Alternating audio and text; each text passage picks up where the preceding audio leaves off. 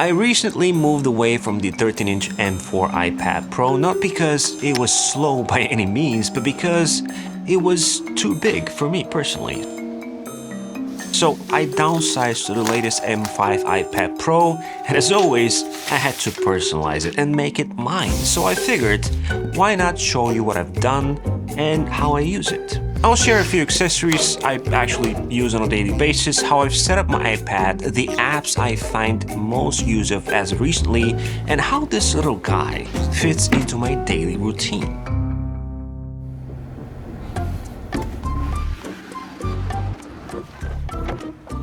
Being a proud father of 3, I'm constantly on the move and I really wanted to travel as light as possible, hence picking up the smallest of the Pro models. This little device is to help me with everything I do on a daily basis aside from video editing, which happens at the studio. So one thing I did differently this time around is to opt for the cellular version of the iPad. That being said, the Magic Keyboard was a must for me because I do tons of writing, but I also wanted to enjoy the iPad, you know, as an iPad. And for that, I picked the Nomad Leather Folio in black.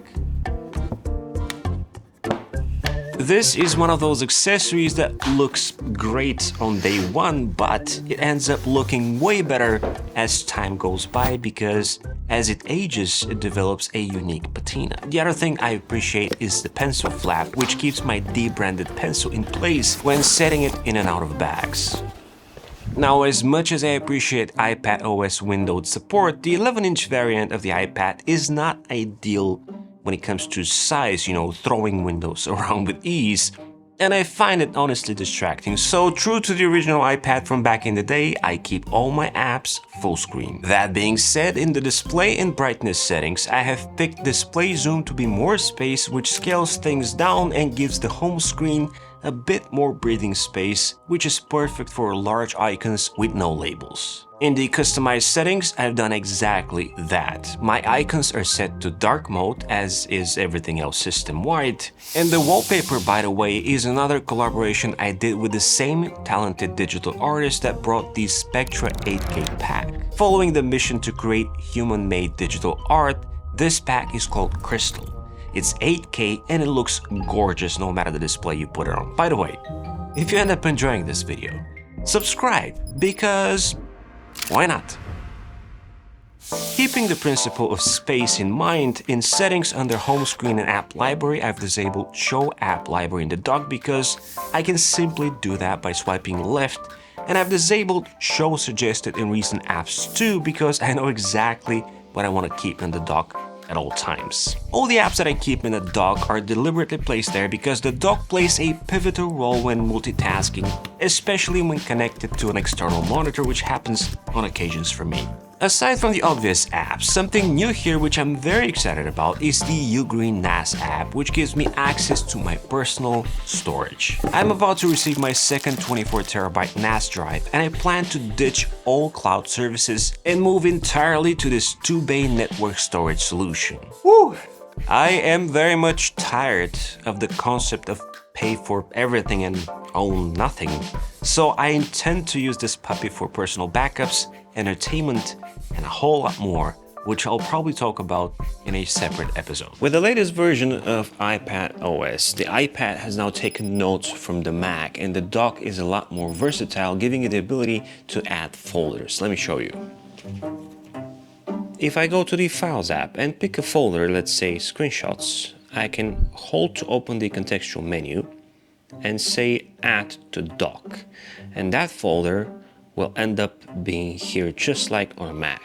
Now from that point I can customize it and hold again for the contextual menu and say I want to open it, let's say in a grid, or maybe sort by date or date created, just like that.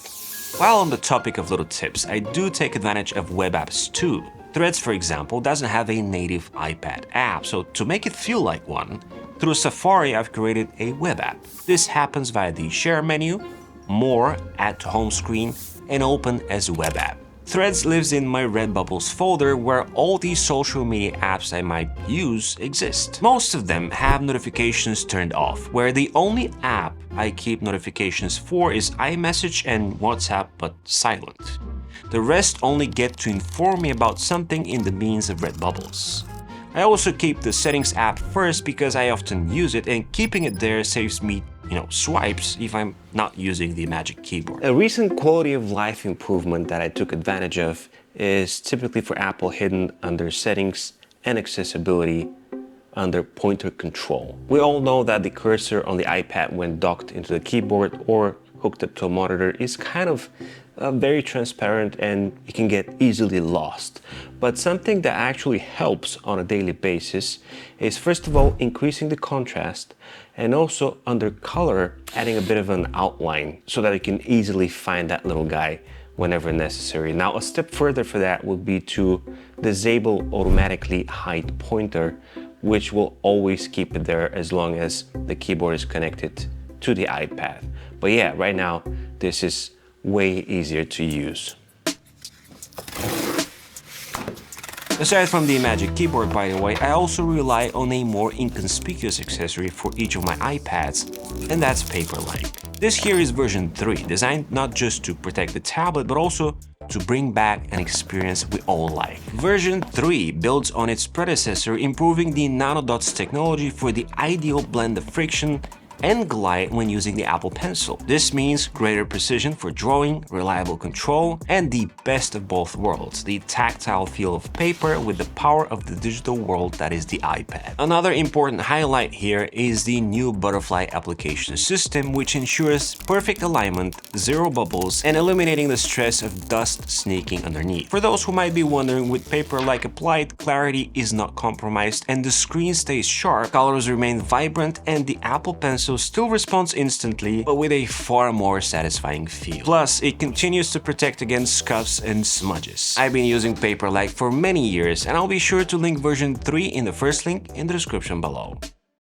Now let's switch gears to some apps that bring me tons of joy as of lately. First things first, the most visually appealing one is an app that I've owned for years but has been neatly updated, and that is MD Vinyl. This is a visual extension of Apple Music, and if you're into old school tech, you'll fall in love with the analog experience of enjoying your music. In fact, this app made me switch back to Apple Music and dive into albums I care about, ditching the personal mixtapes most streaming services always mess up.